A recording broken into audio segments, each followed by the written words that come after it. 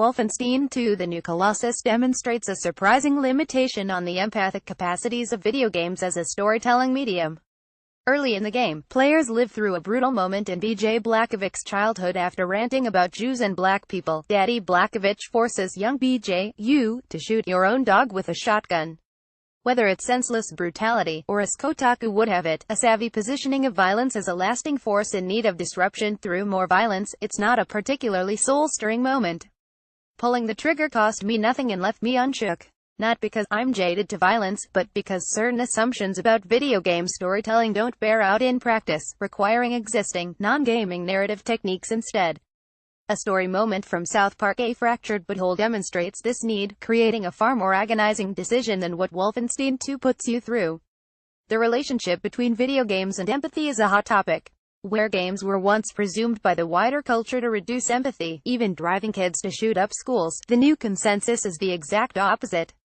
Video games, especially pro-social ones, are the ultimate empathy machine, capable of resituating people inside a different perspective, very nearly literally walking in someone else's shoes. So why do I feel nothing shooting BJ's realistic-looking mutt? Even with my finger situated on a realistic trigger, my perspective narrowed to BJ's own South Park. The Fractured But Whole offers an answer. Unlike the agonizing choice in Wolfenstein 2, made right at the game's beginning, The Fractured But Whole saves its most shocking moment for very late in the game, so this will be a spoiler. Late in the Fractured But Whole campaign, your superhero team visits the genetics engineering labs of Dr. Mephisto. Yes, he's still obsessed with animals with multiple asses.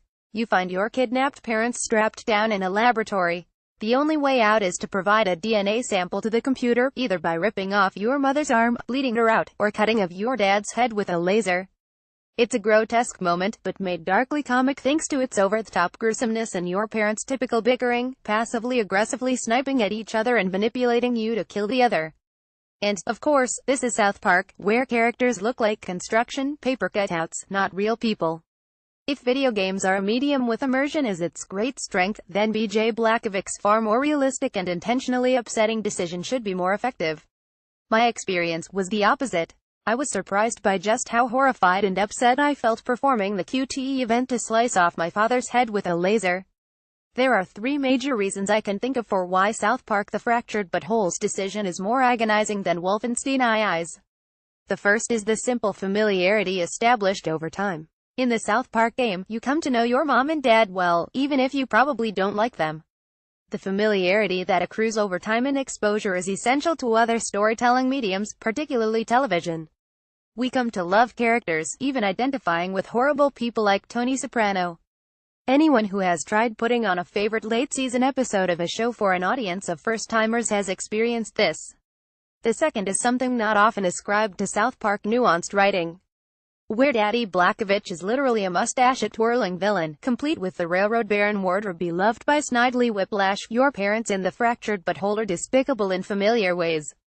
They're weak, adrift, selfish and don't like each other much, so they abuse substances and just generally aren't very good parents. In other words, a little like many real parents. By inducing pity as much as contempt in the player, the decision to kill feels less like video game justice and more like killing a real person. Finally, there's the nature of the decision tree and how each agonizing decision frames its stakes and outcomes. Whereas the binary presented in Wolfenstein, shoot or don't shoot your dog, doesn't feel like a hard choice, draining the decision of any sense of consequence, paradoxically making it easier to shoot the dog, the relatively equal outcomes of your Fractured But Whole decision is far more likely to spark uncertainty and doubt. This, again, is a quality equally applicable to TV or movie writing.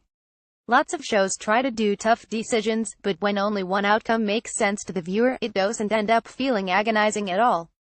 While promising studies have pointed to behavioral changes brought on by VR experiences, such as increased understanding of life from a colorblind person's perspective, there remains a material gap between the experience of gaming's natural immersiveness and emotional empathy. Tricking our senses isn't the same as tricking our hearts. The new Colossus shows that it doesn't happen automatically. There are many emotions and empathetic reactions that do happen nearly automatically while playing video games, but the medium will continue to depend just as much on qualities not unique to gaming, good old-fashioned storytelling most of all.